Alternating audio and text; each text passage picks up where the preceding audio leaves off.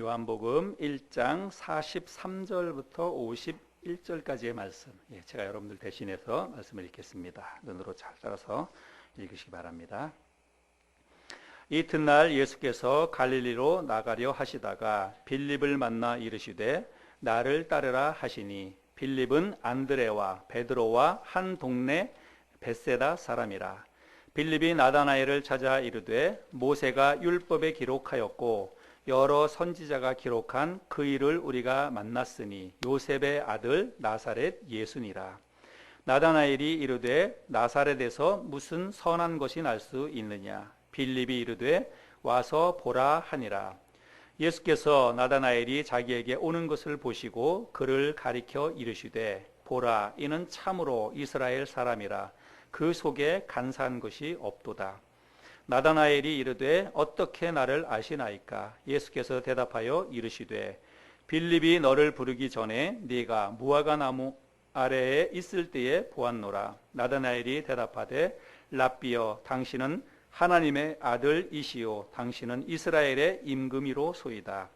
예수께서 대답하여 이르시되 내가 너를 무화과 나무 아래에서 보았다 함으로 믿느냐? 이보다 더 큰 일을 보리라.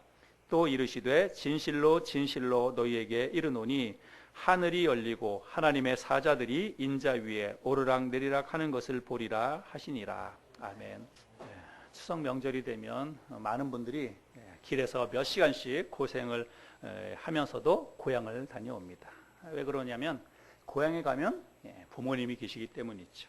또 고향에 가면 일가 친척들이 있기 때문이고, 또 오랜만에 만나는 그런 친구들도 있기 때문이죠. 저는 강원도 철원이 고향이거든요. 근데 이제 몇 년 동안은 저희 어머님이 명절 때 이렇게 서울로 이렇게 올라오셨는데, 이제 어머님이 이제 기력도 좀 약해지시고 또 거동도 좀 불편하시고, 그래서 서울로 올라오는 것도 좀 힘들고 그러십니다. 그래서 이번에는 자식들이 다 어머님이 계시는 강원도 철원으로 내려가서 추석 명절을 보내고 왔습니다. 지금도 어머님이 살고 계시는 그 집터, 그 집은 아니지만 집은 바뀌었지만 그 집터에서 저는 태어났고, 그곳에서 자랐고, 거기에서 초등학교, 중학교까지 그 마을에서 자랐습니다. 그래서 지금도 시골 마을에 가면 제가 뛰어놀던 냇가도 있고, 그리고 들판도 그대로 있고 그렇습니다. 그래서 그런 것을 보면 추억들이 생각이 나고 그렇죠. 참 세월이 이제 많이 지났는데 지금도 시골에 가면 옛날 어른들이나 동네 분들 뭐 많이 없지만 어쩌다 한 분씩 만나면 저를 기억해 하시는 분들이 있습니다. 그래서 저를 보면 하점수 씨 아들 맞냐고 이렇게 얘기합니다. 저희 아버님이 하 그리고 점자 숫자 성함이 그랬거든요. 또 어떤 분은 저를 만나면 하중사 씨 아들이냐고 이렇게 얘기합니다. 저희 아버님이 중사로 제대를 했거든요. 그래서 그 동네에서는 그냥 하중사 이렇게 얘기를 해서 저를 보고 하중사 씨 아들이냐고 이렇게 이야기를 하기도 하고 그렇습니다.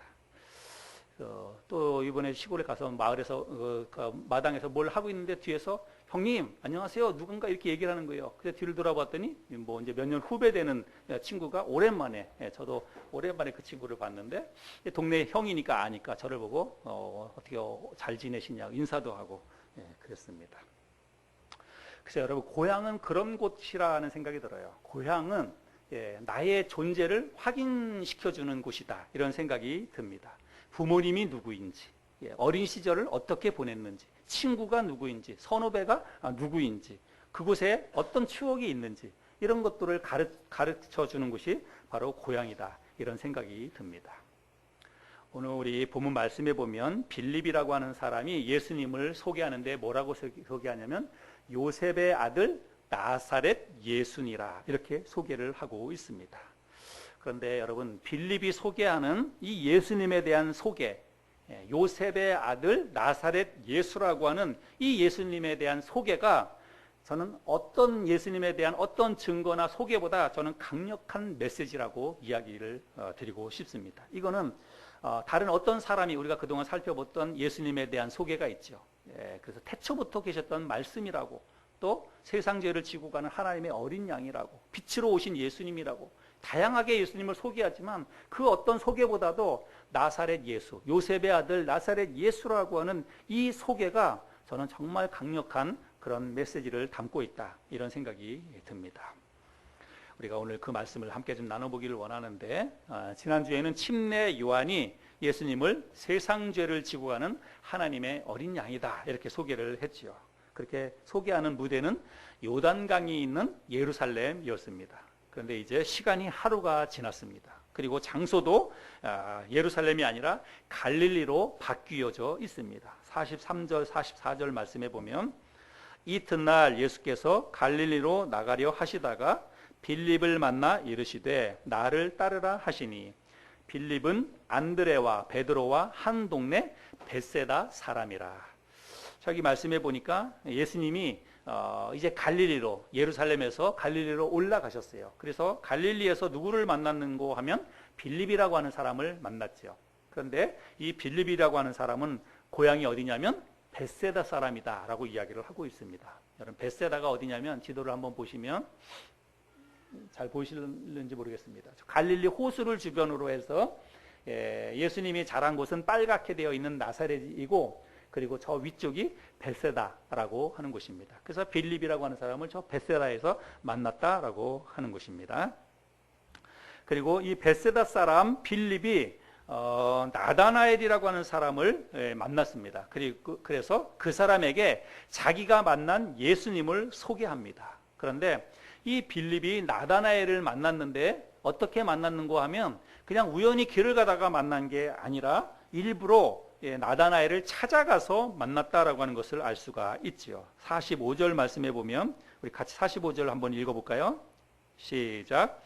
빌립이 나다나엘을 찾아 이르되, 자 여기까지요. 빌립이 나다나엘을 찾아 이르되, 우리나라 지금 개역성경에는 찾아 이르되라고만 되어 있지만 다른 번역본 성경에 보면 그가 나다나엘을 찾아가서, 이렇게 일부러 찾아가서 나다나엘을 만났다라고 하는 것입니다. 우리가 앞전에 그 예수님을 먼저 만났던 안드레가 자기의 형 베드로를 찾아가서 베드로에게 자기가 만난 예수님을 이야기하는 것을 볼 수 있습니다. 우리 1장 40절 41절 말씀에 보면, 요한의 말을 듣고 예수를 따르는 두 사람 중에 하나는 시몬 베드로의 형제 안드레라. 그가 먼저 자기의 형제 시몬을 찾아, 여기도 일부러 찾아가서 말하되 우리가 메시아를 만났다 하고 이렇게 말씀하고 있습니다. 그래서 여러분, 우리가 이 말씀을 통해서 좀 배울 수 있는 영적인 교훈이 있습니다. 예수를 만난 사람들은, 진짜 복음을 알고 예수를 만나서 복음을 깨달은 사람들은 여러분 가만히 있으면 안 되는 거예요. 누군가를 찾아가서, 일부러 찾아가서 내가 만난 예수를 사람들에게 이야기할 수 있어야 된다는 것입니다. 여기 안드레도 그랬고 빌립도 예수를 만나고 나서 가만히 있지 않았어요. 자기가 만난 예수를 일부러 다른 사람을 찾아가서 그 사람에게 내가 예수를 만났다, 이렇게 이야기하는 것들을 볼 수가 있습니다. 여러분, 이것이 진짜 복음을 만난 사람들이 첫 번째로 보이는 그런 반응이라고 볼 수 있습니다. 내가 진짜 복음을 만났다면, 내가 진짜 예수 그리스도를 만났다면 이거는 가만히 있을 수가 없는 것입니다. 가만히 있어서는 안 되는 것이죠. 그래서 내가 알고 있는, 여기 만난 사람들을 보면은 가장 가까운 데 있는 사람들을 먼저 찾아가는 것을 볼 수 있습니다. 자기 형제, 그리고 자기 친구. 빌립과 이 나다나엘은 많은 성경학자들이 친구 사이라고 이렇게 이야기를 합니다. 그래서 내가 만난 예수를 친구와 또 자기 형과 이런 사람들에게 찾아가서 내가 메시아를 만났다, 내가 예수를 만났다라고 이야기를 하는 것을 볼 수가 있습니다. 여기 빌립이 찾아간 사람을 나다나엘이라 이렇게 이야기하지요. 전혀 모르는 사람을 찾아가진 않는 거예요. 그러니까 성경학자들이 이야기하는 것처럼 두 사람은 친구일 것이다 이야기를 하는데, 이 나다나엘이라고 하는 사람은 오늘 우리 여기서 읽었던 이 본문 말씀 요한복음 1장 그리고 다른 데는 등장하지 않습니다. 나중에 요한복음 21장에 가면 등장을 하는데 21장 1절 2절에 보면 이렇게 기록되어져 있습니다. 그 후에 예수께서 디베라 호수에서 또 제자들에게 자기를 나타내셨으니, 이 말씀은 지금 예수님이 부활하신 다음에 나타나신 거예요. 부활하신 다음에 디베라 바닷가에 가서 여러 사람을 만났는데, 시몬 베드로와 디두모라 하는 도마와 갈릴리 가나 사람 나다나엘과 세베대의 아들들과 또 다른 제자들이 함께 있더니, 그래서 부활하신 주님이 디베라 바닷가에 가서 여러 사람을 만났는데 그 가운데 누가 나오냐면 나다나엘이라고 하는 사람이 나옵니다. 근데 여기서는 지금 나다나엘을 어떻게 소개하냐면 갈릴리 가나 사람 나다나엘이다 이렇게 이야기를 하지요. 갈릴리 가나라고 하는 지방은 여기 지도에서 보면 나사렛 그 사이에 있습니다. 그러니까 아까 우리 봤던 베세다하고 나사렛하고 중간 지점에 갈릴리 가나라고 하는 곳에 있다라고 하는 것입니다. 그래서 베세다에는 빌립이 살고 있었고 예수님이 자란 곳은 나사렛이고 그리고 갈릴리 가나에는 나다나엘이 살고 있었고 다 인접한 그런 마을이다라고 하는 것들을 알 수 있지요. 그래서 빌립이 평소에 자기가 잘 알고 지내던 이 나다나엘, 친구인 나다나엘을 직접 찾아가서 자기가 만난 예수 그리스도에 대해서 소개하는 것들을 볼 수 있습니다. 45절 이제 다음 부분을 한번 보겠습니다. 빌립이 나다나엘을 찾아 이르되 모세가 율법에 기록하였고 여러 선지자가 기록한 그 일을 우리가 만났으니 요셉의 아들 나사렛 예수니라.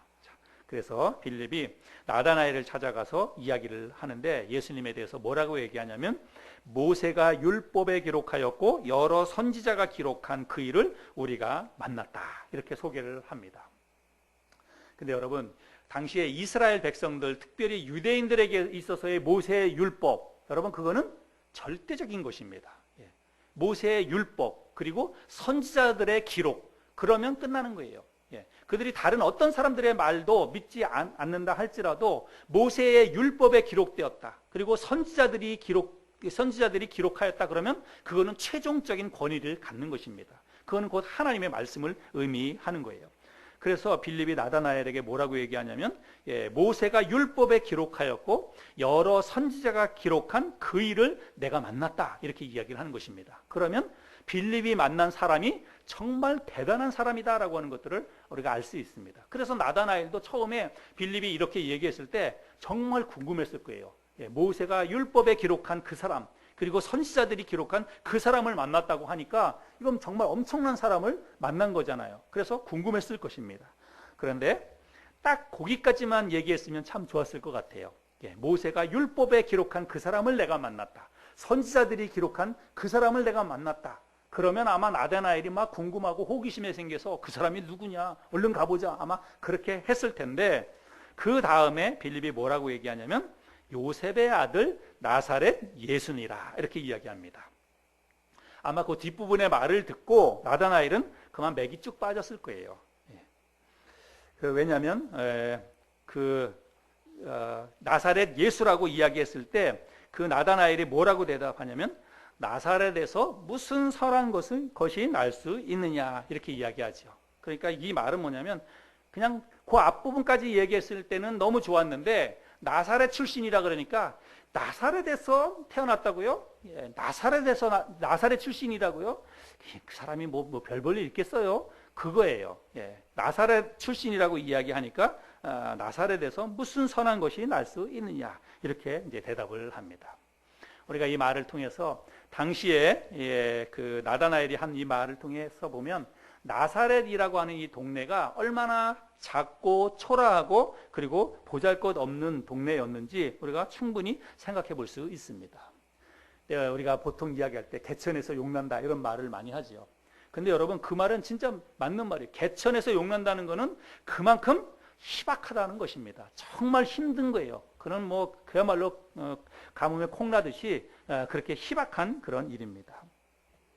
요즘 같은 세상에서는 개천에서 용나는 일은 더더군다나 거의 불가능한 일입니다. 그래서 정말 배경이 있고 돈도 있고 그래서 뭐 정말 잘된 집안에서 인물도 나오고 이런 것들을 우리가 많이 경험을 많이 합니다. 그래서 사람들이 이야기할 때 말이 태어나면 어디로 보내라고요? 말이 태어나면 제주도로 보내고 사람이 태어나면 서울로 보내고 그래야 인물이 된다는 것입니다. 사람이나 짐승이나. 근데 요즘만 그런 게 아니에요. 이 당시에도 많은 그 유대 사람들이 위대한 인물 그리고 큰 일을 하는 사람을 만들기 위해서는 당시에도 사람들을 유대로 보냈습니다. 예루살렘으로 사람들을 보냈다는 것이에요. 그래서 나사렛 같은 그런 시골 작은 마을에서 그것도 잘 알지도 못하는 요셉이라고 하는 사람을 통해서 태어났다고 하니 그 사람에 대해서 뭘 기대하거나 뭐 호기심이 생기거나 그러겠어요, 나다나엘이? 그래서 전혀 기대감이 안 드는 거예요. 모세가 율법에 기록하였다, 선지자가 기록하였다, 그 사람을 내가 만났다라고 할 때는 막 기대가 되고 흥분이 되고 빨리 만나고 싶은 그런 마음이 들었다가 요셉의 아들 나사렛 예수니라 이 말을 들었을 때는 요셉이라고 하는 사람은 생전 들어보지도 못한 사람이고 나사렛이라고 하는 그런 촌구석에서 나봤자 태어나봤자 그 사람이 얼마나 대단하겠나 이런 생각으로 그만 풀이 죽었다라고 하는 것입니다. 그래서 그렇게 이제 시큰둥한 그런 반응을 보이는 거지요. 그러니까 빌립이 그런 반응을 보이는 나다나엘에게 뭐라고 얘기하냐면 와보라 이렇게 이야기합니다. 와보라. 여러분 안 믿겠다고 하는 사람, 시큰둥한 반응을 보이는 사람에게는 여러분 여러 가지 말로 설득해도 그 사람은 설득할 수 없습니다. 아무리 내가 좋은 말을 하고 그 사람에 대해서 다 설명을 해도 마음속에 별 기대감을 안 갖고 마음속으로 이미 마음이 닫히면 그런 사람에게는 백날 얘기해도 잘 안 돼요. 그냥 한마디만 하면 됩니다. 와봐. 와서 한번 직접 봐. 그거밖에 더 할 이야기가 없어요. 그래서 와서 직접 보고 자기가 눈으로 확인해야 됩니다. 근데 와서 보고도 안 믿으면 할 수 없는 거죠. 그래서 나다나엘이 이제 시큰둥하게 마지못해 있을 때 빌립이 와보라 이렇게 얘기하니까 억지로 따라가는 거예요. 억지로 그냥 투덜투덜대면서 뒤로 거기서 난 사람이 뭘 대단해 그러면서 투덜투덜 따라가는 것입니다. 그런데 그렇게 투덜투덜 오는 그 나다나엘을 예수님이 먼저 보셨어요. 먼저 그 사람을 보고서 예수님이 먼저 말을 꺼냅니다. 뭐라고 얘기하냐면 보라 이는 참으로 이스라엘 사람이라 그 속에 간사한 것이 없도다. 누구 보고 하는 얘기예요? 나다나엘을 보면서 참 이스라엘 사람이다. 그리고 그 사람은 참 순수한 사람이다. 속에 간사한 것이 없다. 예수님이 그렇게 이야기합니다. 근데 그 말이 나다나엘 귀에 들렸는 모양이에요. 그러니까 나다나엘이 뭐라고 얘기하냐면 어떻게 나를 아십니까? 이렇게 대답을 합니다. 어떻게 나를 아십니까? 그랬더니 예수님이 빌립이 너를 찾아가서 너를 보기 전에 내가 이미 그 전에 너를 보았다. 네가 무화과 나무 아래에 앉아 있을 때 내가 먼저 보았다. 이렇게 대답을 합니다. 여러분 이 말은 뭐냐면 너 여기 오기 전에 저기에서 너 무화과 나무 아래에 앉아 있었지? 그 말이에요. 그런데 저기 예수님이 말하는 그 무화과 나무, 이 나다나엘이 앉아 있었던 그 무화과 나무는 예수님이 지금 계시는 곳에서 안 보이는 곳이에요. 거리가 멀리 떨어져 있다든지 아니면 중간에 뭐가 막혀 있다든지 그래서 그 무화과 나무는 볼 수 없는 곳입니다. 그런데 예수님은 그 볼 수 없는 곳에 앉아 있었던 나다나엘을 봤다는 것입니다. 그래서 너 여기 오기 전에 빌립이 너를 찾아가기 전에 무화과 나무 아래 앉아 있었지? 이렇게 이야기하는 거예요. 깜짝 놀랐겠죠? 그걸 보지도 않고 예수님이 알아맞혔으니까. 그래서 그 말을 듣고 나다나엘이 뭐라고 대답하냐면 랍비여 당신은 하나님의 아들이시오 당신은 이스라엘의 임금이로소이다 이렇게 대답을 합니다. 여러분 이 나다나엘이 했던 말 랍비여 당신은 하나님의 아들이시오 당신은 이스라엘의 임금이로소이다 이 말을 보면 조금 엉뚱하다 이런 생각이 듭니다. 그래서 예수님이 이 사람을 뭐라 하냐면 속에 간사한 것이 없다 그랬는데 진짜 그런 사람 같아요. 진짜 순수한 것 같아요. 너 좀 전에 저기 그 무화과 나무 아래에 앉아 있었지? 어떻게 그 말 한마디를 딱 듣고 그 말 한마디에 당신은 하나님의 아들이십니다. 당신이 이스라엘의 임금입니다. 여러분 이렇게 말하는 게 좀 웃기지 않아요? 그렇죠? 사실 여러분 한번 잘 생각해 보세요. 너 조금 전에 저기 무화과 나무 아래에 앉아 있었지? 그렇게 얘기하는 거는 여러분 무당이나 점쟁이들도 하는 말이에요. 보통 안 그랬습니까? 무당이나 점쟁이들이 당신 옛날에 뭐 했지? 이렇게 얘기하잖아요. 당신 좀 전에 뭐 했지? 1년 전에 뭐 했지? 여러분 무당이나 점쟁이들도 그런 말들은 얼마든지 합니다. 그런데 그게 50대 50이라고 맞을 수도 있고 안 맞을 수도 있는데 딱 맞을 때가 있어요. 그러면 또 신통하다 그래가지고 막 그런 사람 쫓아가고 그렇잖아요. 무화과 나무 아래 앉아 있었지? 이 말은 맞을 수도 있고 안 맞을 수도 있는 거예요. 근데 그 말 한마디를 했다고 그냥 덜컥 당신은 하나님의 아들이라고 임금이라고 이렇게 대답을 하지요. 그러니까 예수님이 뭐라고 얘기하냐면 너를 무화과 나무 아래 앉아 있었다고 해서 나를 믿느냐? 내가 그거 맞췄다고 해가지고 나를 믿느냐? 그 말이죠. 그보다 더 큰 일들을 보게 될 것이다. 예수님이 그렇게 말씀을 합니다.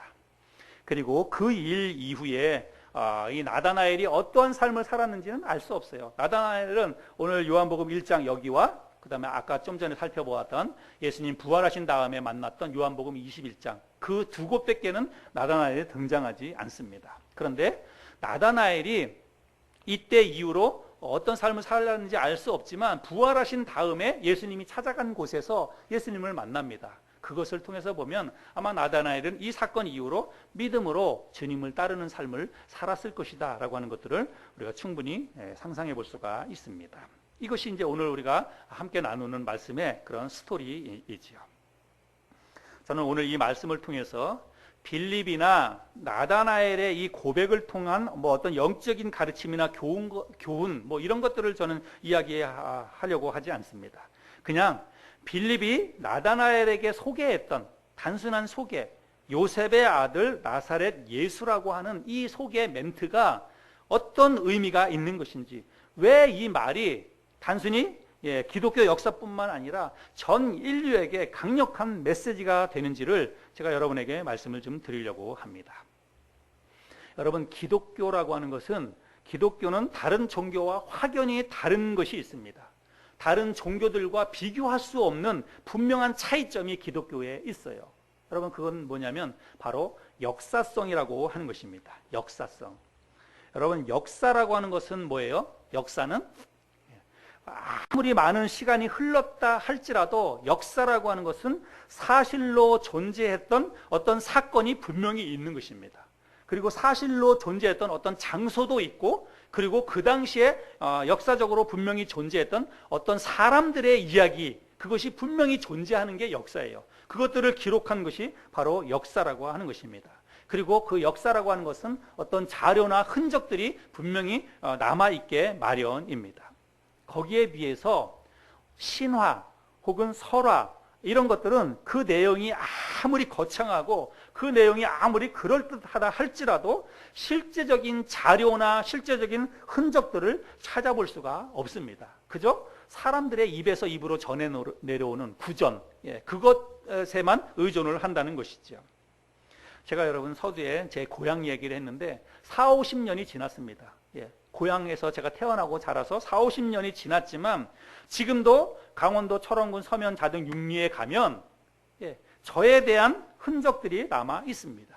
제가 다녔던 초등학교가 있어요. 서면 초등학교를 다녔는데 지금도 서면 초등학교에 가서 자료를 열람해서 보자고 하면 아마 저에 대한 것들이 분명하게 역사적인 그런 자료들을 찾아볼 수가 있을 것입니다. 또 중학교에 가도 그렇게 할 수 있을 거예요. 제가 죽고 난 다음에 세월이 한참 흘러도 아마 그 마을에 가면 그런 자료들은 얼마든지 찾아볼 수가 있을 것입니다. 왜냐하면 제가 역사적으로 진짜 강원도 철원군 서면 자등 육리에서 태어났고 거기에 있는 초등학교를 다녔고 중학교를 다녔기 때문에 그거는 사실이기 때문에 아무리 많은 시간이 지나도 그러한 자료들은 찾아볼 수가 있다라고 하는 것입니다. 지금도 여러분의 증조 할아버지 또 고조 할아버지에 대한 자료나 이런 것들을 여러분이 조금만 관심을 갖고 그리고 찾아보려고 하면 얼마든지 그런 것들을 찾아볼 수가 있습니다. 얼마 전에 텔레비전에 보니까 요즘 그런 거를 많이 한다네요. 뭐 조상 땅 찾기, 조상 땅 찾기 운동.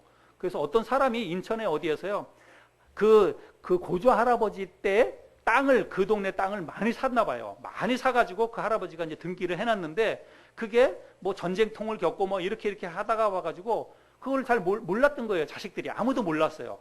근데 요즘은 이제 뭐 시대가 좋아져가지고 이제 전산이나 이런 걸 통해서 그걸 찾을 수 있는 모양이에요.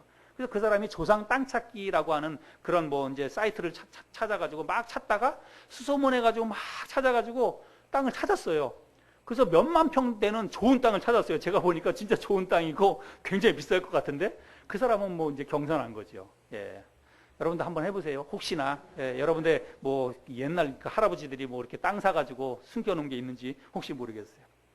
근데 여러분 그런 것들은 실질적인 자료가 있기 때문에, 그리고 실제 우리 할아버지의 할머니들이 살고 계셨던 그 고향 마을이 있고 그곳에서 할아버지 할머니가 무슨 땅을 사놓은 게 있고 그렇기 때문에 이런 것들을 찾을 수 있고 그런 거죠. 여러분, 근데 오늘날 많은 사람들은 예수 그리스도를 실존 인물로 생각하지 않습니다. 그냥 허구로 생각하는 사람들이 많이 있어요. 그냥 기독교에서 만들어낸 설화 같은 존재, 설화 같은 이야기로 성경에 대한 것들을 이야기합니다. 어떻게 사람이 동정녀의 몸에서 태어날 수 있느냐 이렇게 이야기해요. 여러분, 한 번도 사람이 어떤 남녀의 사랑의 그런 관계를 통하지 않고 이 세상에 태어나는 사람이 어디 있습니까? 이 세상에 태어나는 그런 사람들은 다 설화예요, 설화. 우리가 이야기하는 것처럼 알을 깨고 났다든지, 뭐 마늘을 먹고 뭐 곰이 사람으로 변했다든지, 여러분 이런 게 다 설화예요, 설화. 그런데 기독교에서는 예수 그리스도가 우리 사람의 몸으로 이 세상에 태어났지만 일반적인 어떤 생물학적인 이런 관계를 통해서 이 세상에 태어난 게 아니라 동정녀의 몸에서 태어났습니다. 그러니까 사람들이 이거를 믿을 수가 없는 거예요. 실질적으로 사람들이 생각할 때 어떻게 사람이 그렇게 동정녀의 몸에서 태어날 수 있느냐라고 생각을 합니다. 그리고 예수님이 십자가에 달려 돌아가시고 3일 만에 부활하셨어요.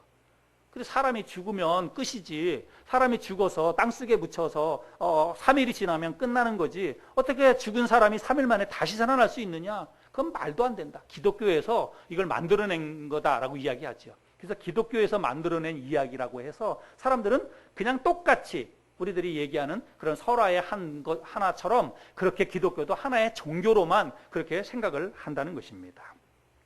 상식과 논리에 맞지 않으니까요. 동정녀의 몸에서 태어난 것, 그리고 예수님이 3일 만에 부활하신 것, 이런 모든 것들은 사실은 상식과 논리에는 맞지 않습니다. 그렇기 때문에 사람들이 기독교를 실제로, 그리고 예수 그리스도를 실존 인물로 받아들이지 않고 있다는 것입니다.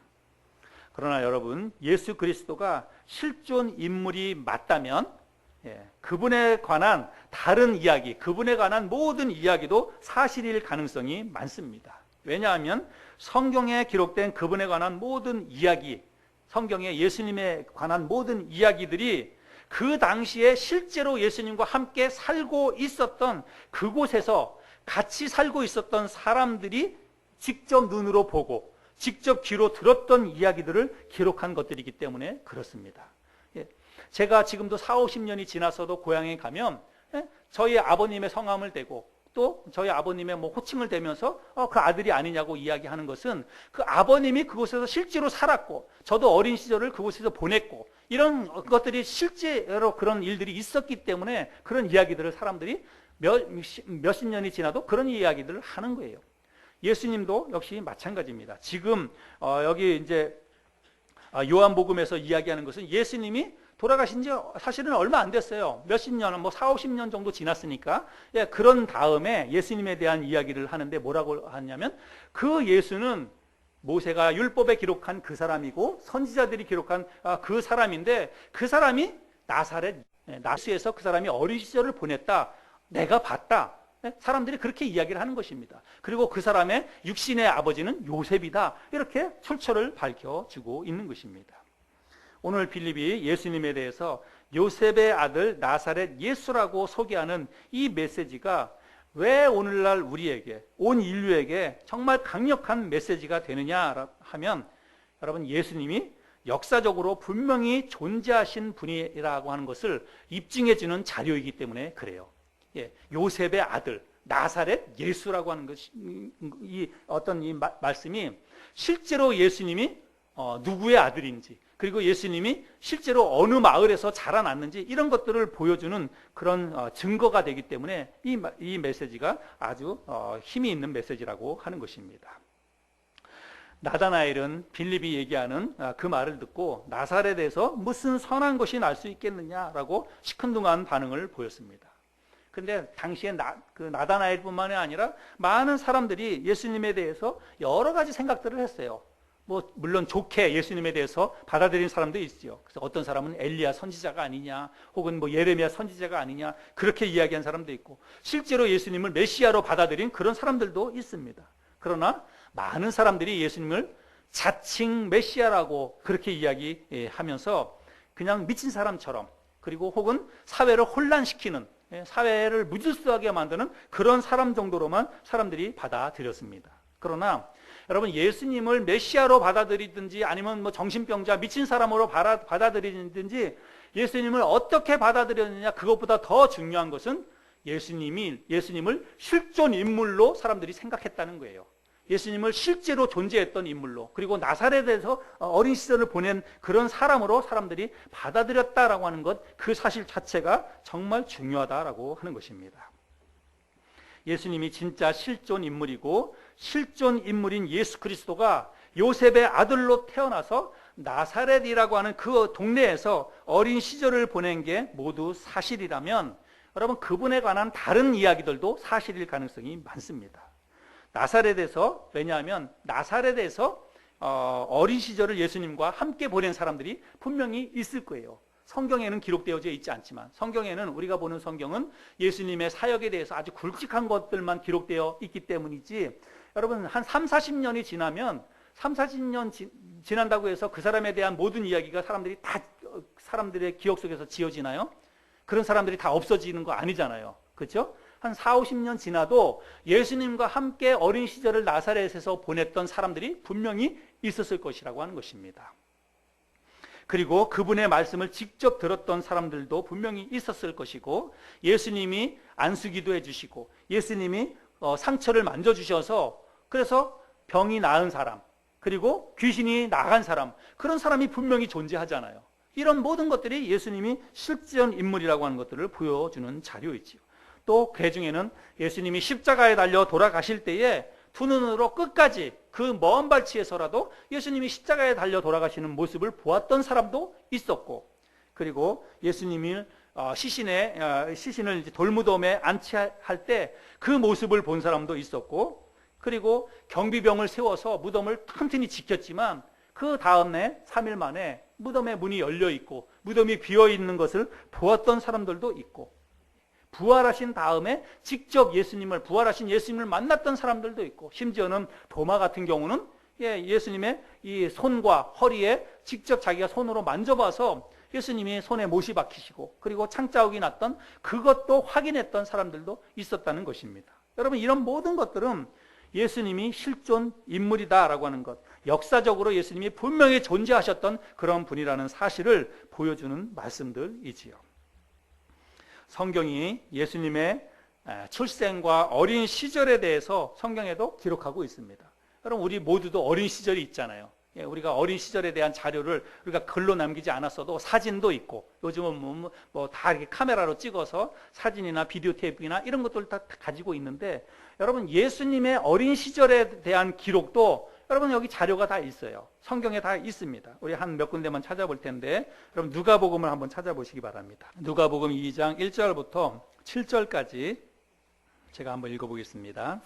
그때에 가이사 아구스도가 영을 내려 천하로 다 호적하라 하였으니, 이 호적은 구레뇨가 수리아 총독이 되었을 때에 처음 한 것이라.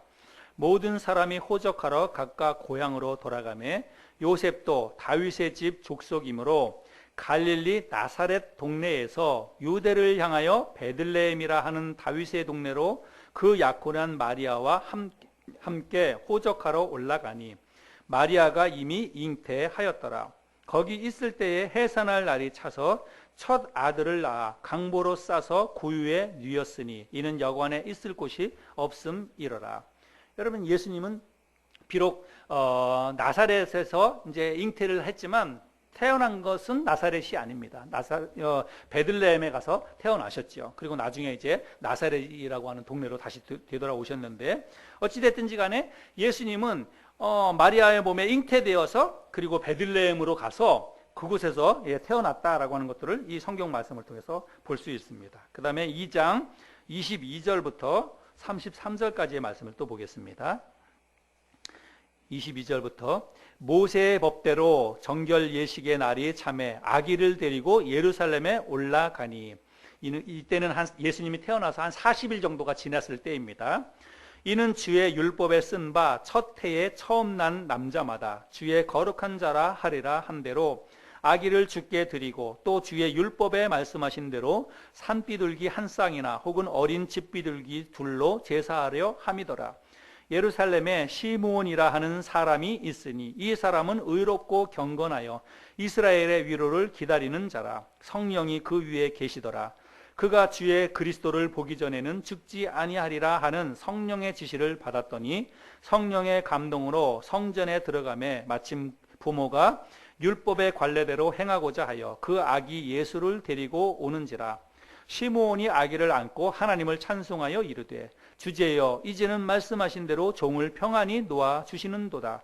내 눈이 주의 구원을 보았사오니 이는 만민 앞에 예비하신 것이요 이방을 비추는 빛이요 주의 백성 이스라엘의 영광이니이다 하니 그의 부모가 그에 대한 말들을 놀랍게 여기더라. 여러분, 예수님이 태어나서 한 40일 정도 지난 다음에 정결 예식에 따라서 예루살렘에 가서 하나님 앞에 이제 그 제사를 드리는 그런 모습인데, 여기 예수님을 직접 그 아기 예수를 보았던 이 사람이 등장하고 있습니다. 시므온이라고 하는 사람이. 여러분, 이런 모든 것들이 예수님의 어떤 역사에 대한 이런 증언이라고 할 수가 있지요. 그 다음에 40절부터 42절에 보면 아기가 자라며 강하여지고 지혜가 충만하며 하나님의 은혜가 그의 위에 있더라. 그의 부모가 해마다 유월절이 되면 예루살렘으로 가더니 예수께서 12살 되었을 때에 그들이 이 절기의 관례를 따라 올라갔다가, 그래서 이제 12살 될 때 사람이 너무 많아서 예루살렘에 제사 드리러 갔다가 예수님을 잠깐 잃어버렸던 그런 사건이 있었죠. 그러니까 해마다 1년에 한 번은 예수님을 데리고 해마다 유월절 절기를 지키기 위해서 예루살렘에 갔다는 것입니다. 그래서 그곳에 가면 또 다른 사람들을 만나고, 그 당시에 예수님을 봤던 사람들, 이런 사람들이 얼마든지 많이 존재하고 있었다라고 하는 것들을 우리가 이런 말씀들을 통해서 확인해 볼 수 있습니다. 중요한 것은 예수님이 요셉의 아들로 이 땅에 태어나셔서 40일이 지났을 때 시므온이라고 하는 사람에게도 보였고, 그리고 해마다 절기 때면 예루살렘으로 갔고, 그리고 12살 될 때에는 예수님을 또 잃어버린 그런 사건도 있고, 이런 건 사실 큰 사건이잖아요. 아이를 잃어버리는 것. 이런 모든 일들이 그 당시에 실제로 있었던 예수님의 어떤 행적들을 우리에게 보여주는 그런 말씀들입니다. 여러분, 예수 그리스도는 태어나기는 베들레헴에서 태어나셨지만 어린 시절과 유년기의 대부분을 어디에서 보냈냐면 나사렛이라고 하는 곳에서 보냈습니다. 성경은 예수님의 유년 시절에 대해서 자세히 기록하지 않고 있기 때문에 우리가 나사렛에서 예수님이 어떤 어린 시절을 보냈는지는 정확히 알 수 없습니다. 그러나 대부분의 유년 시절을 나사렛에서 보냈기 때문에 많은 사람들이 예수님을 뭐라고 얘기하냐면 나사렛 예수다, 이렇게 이야기하는 거예요. 여러분, 나사렛 예수라고 하는 것은, 나사렛은 지명이지요. 그러면 나사렛이라고 하는 그 마을도 여러분 그냥 꾸며낸 이야기가 아니에요. 어떤 설화라든지 신화 같은 것들이라고 하면 시간도 그렇고 장소도 그렇고 사람도 그렇고 사람들이 다 허구로 만들어낸 이야기입니다. 그러나 예수님은 인물 자체도 실존 인물일 뿐만이 아니라 예수님이 살았던 그 나사렛이라고 하는 그 동네도 실제로 존재하는 그런 동네라고 하는 것입니다. 여러분, 제가 지도에서 보여드렸지만 오늘날의 나사렛이라고 하는 마을은 이렇습니다. 굉장히 큰 도시죠. 예. 그런데 나사렛이라고 하는 동네는 언덕 위에, 높은 언덕 위에 세워진 도시라고 그렇게 이야기합니다. 이게 오늘날의 나사렛 그 마을입니다. 여기도 그렇고 언덕을 깎아서 집들을 많이 이렇게 지은 것을 볼 수 있습니다. 여기는 이제 멀리서 보면 나사렛이라고 하는 그런 동네입니다. 여러분, 나사렛이라고 하는 이런 동네가 실제로 오늘날도 이런 도시가 존재한다는 것은 예수님이 저곳에서 2000년 전에 어린 시절을 보냈다고 하는 것에 한 증거가 될 수 있다고 하는 것입니다. 우리와 똑같은 인간의 모습으로 이 세상에 태어나셔서 우리와 똑같이 어느 한 마을에서 평범한 어린 시절을 보냈습니다. 한 인간으로서의 삶을 사신 거예요. 그러나 그분은 우리와 똑같은 인간의 모습으로 태어나서 우리와 똑같은 유년기를 보내면서 그런 삶을 사셨지만 그분은 하나님의 아들이시고 그분은 바로 하나님 자신이십니다. 그분이 인간의 죄와 죽음의 문제를 해결하기 위해서 이 땅에 오셨다는 사실입니다. 여러분, 그분을 만난 우리는 정말로 복받은 사람입니다. 우리가 그동안 살펴보았던 것처럼 여러분, 나사렛 예수이기도 하지만 그분은 창조주 하나님이십니다. 그분이 우리의 죄와 그리고 우리의 죽음의 문제를 해결하기 위해서 이 세상에 오셨다는 것입니다. 그분을 만난 사람들이야말로 진짜로 복받은 사람들입니다. 저와 여러분들이 진짜 그분을 만났다고 한다면 이제 우리도 안드레처럼, 그리고 빌립이 그랬던 것처럼 우리도 누군가에게 내가 그분을 만났다고, 내가 메시아를 만났다고, 내가 죄와 사망의 권세를 다 깨칠 수 있는 그런 능력 있는 창조주 하나님이신 예수 그리스도를 내가 만났다고, 나는 그분을 만나서 내 인생이 달라졌다고 우리가 그렇게 전할 수 있는 저와 여러분들이 되었으면 좋겠습니다.